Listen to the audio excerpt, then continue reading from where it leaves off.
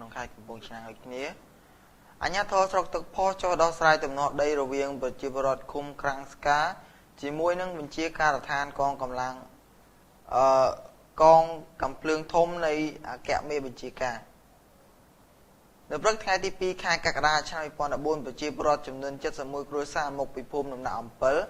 និងភូមិចំបក់ប្រាសាទឃុំក្រាំងស្កាស្រុក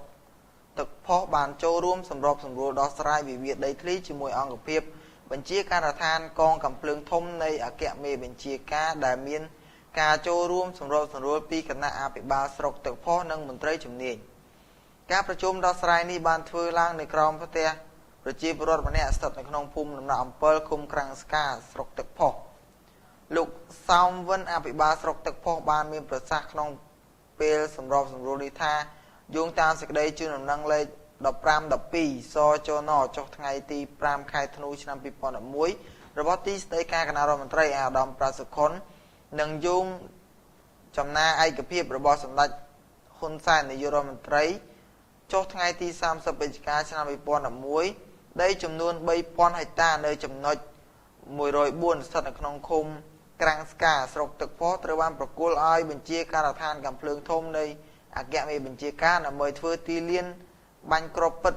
គ្រប់ប្រភេទប៉ុន្តែក្នុងដីចំនួន 3000 ហិកតាខាងលើនេះគឺមានដីស្រែចម្ការប្រជាពលរដ្ឋចំនួន71គ្រួសារស្មើនឹង117ហិកតានិងស្មើនឹង76ក្បាលដីដែលកន្លងមកក្រុមនិស្សិតនិងមន្ត្រីជំនាញបានវាស់វែងរួចហើយក្រោយពេលធ្វើការវាស់វែងរួចថ្នាក់លើមិនទាន់បានចេញបានកម្មសិទ្ធិឲ្យនៅឡើយទេប្រជាពលរដ្ឋដែលបានចូលរួមក្នុងការសម្របសម្រួលនៅព្រឹកនោះបានលើកឡើងថាក្រោយពីបានការវាស់វែងរួចមកខាងកងទ័ពមិនបានឲ្យពួកគាត់ចូលទៅធ្វើស្រែចម្ការនិងរកអស់នៅលើដីរបស់ពួកគាត់ទេហើយឮថាកងទ័ពបានពាត់យកដីពួកគាត់អស់ហើយពួកគាត់ទាមទារសុំកាន់កាប់ដីពួកគាត់ទាំងអស់វិញប្រជាពលរដ្ឋខ្លះថាដីពួកគាត់សរុបចំនួនជាង900ហិកតាតែគេវាស់វែងឲ្យបានត្រឹមតែ117ហិកតាប៉ុណ្ណោះលោកឧត្តមសេនីយ៍តូងួនវិចិត្រនេះជាមេបញ្ជាការរងបញ្ជាការដ្ឋានកងកំភ្លើងធំអគ្គមេបញ្ជាការដែលបានចូលរួមក្នុងការសម្របសម្រួលនោះ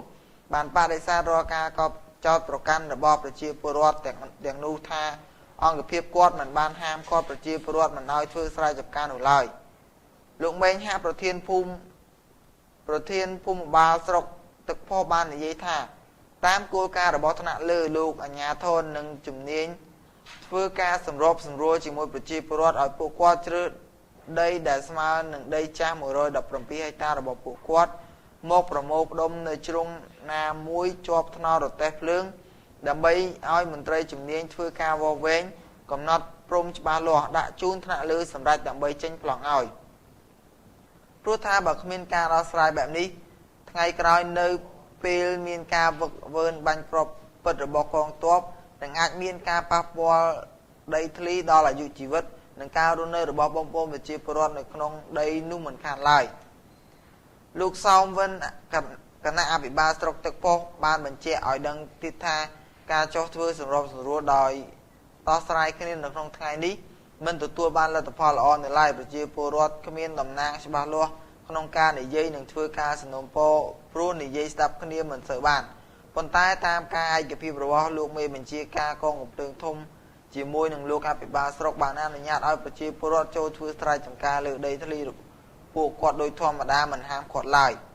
ខាងមុខនេះអាជ្ញាធរស្រុកនិងមន្ត្រីជំនាញនឹងចុះធ្វើការស្រាវជ្រាវវាស់វែងដីជាក់លាក់របស់ប្រជាពលរដ្ឋទាំង71គ្រួសារហើយនឹងហៅពួកគាត់មកធ្វើការសម្របសម្រួលម្ដងទៀតបាទនេះគឺជាព័ត៌មានដែលក្នុងខេត្តកំពង់ធំ